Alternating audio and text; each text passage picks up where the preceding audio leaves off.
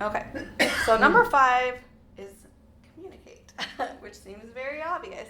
But just to stay top of mind post-interview scheduling, and I know that can be hard when you're like, okay, finally got them on the hook. I'm still working hard on getting more people in.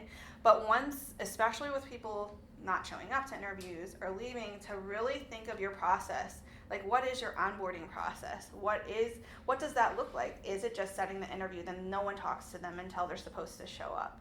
And then after that, they agree for the job. Like, what does that look like after they agree to the job? Do they still get that warm welcome in those next few weeks? Or is it like, all right, we got somebody, now put them out there and, like, good luck? So that a lot of that is really considering, like, taking that marketing mindset all the way through to the team member accepting the interview, showing up to the interview, accepting the position, and then when they start, just really weaving that all throughout, and hopefully that really rises up in your culture. This stat I was kind of shocked about. I wanted to call somebody at Business Insider and be like, is this real? Because I don't know.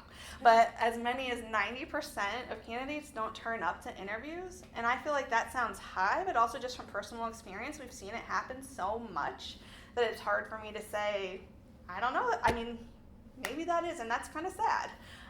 So it just shows the importance of really integrating that into strategy of upping the communication during that process.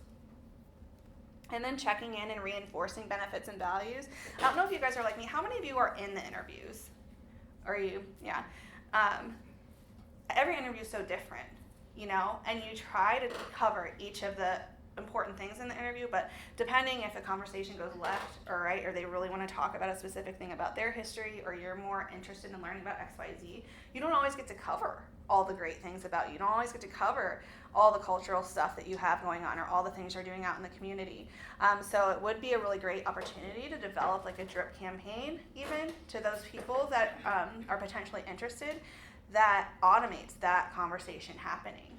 So you have their email address, you want to touch on your key values. You want to talk about your mission. You want to reinforce the benefits that they can have long term. Potentially if you create that great video content up front for your landing page, hey, here's some testimonials of our team like working together. I'd love to continue the conversation.